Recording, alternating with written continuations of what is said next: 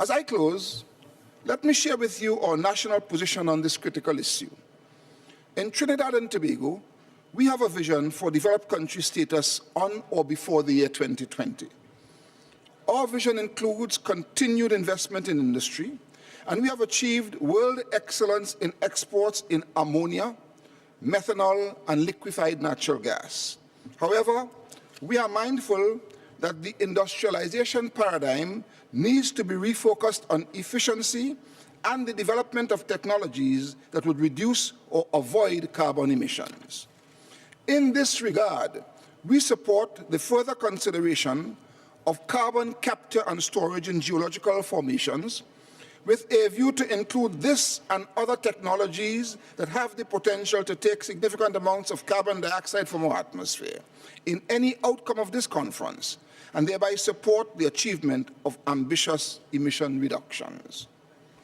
As an energy-producing country, we power development in large part using natural gas, which is one of the cleanest fossil fuels. We can and will do more. For example, we have embarked on a program to increase the accessibility and encourage the use of compressed natural gas to power vehicles.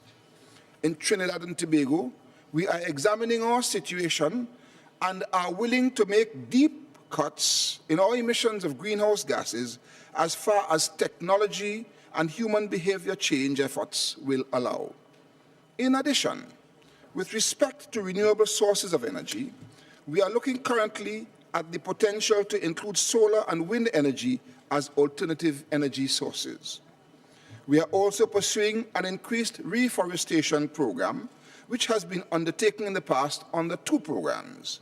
The avoidance of deforestation will also be pursued with greater intensity, and we commend the progress on discussions on reducing emissions from deforestation in developing countries and look forward to positive decisions coming out of these issues.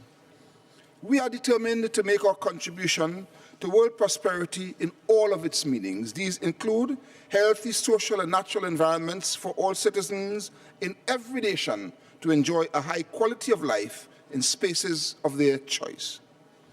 This aspiration to a high quality of life for citizens is of paramount concern for all of us as leaders. We therefore aspire to the same goals for our citizens. In my country, our motto is "Together we aspire, together we achieve." These words were commended to heads at the Commonwealth meeting in Port of Spain by the very distinguished Secretary General of the UN, Ban Ki-moon. I commend these words to the world, and specifically to leaders gathered here.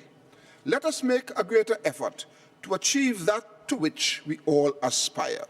We did it in Port of Spain 2 weeks ago. We will do it here in Copenhagen. Thank you very much. May Almighty God bless you all.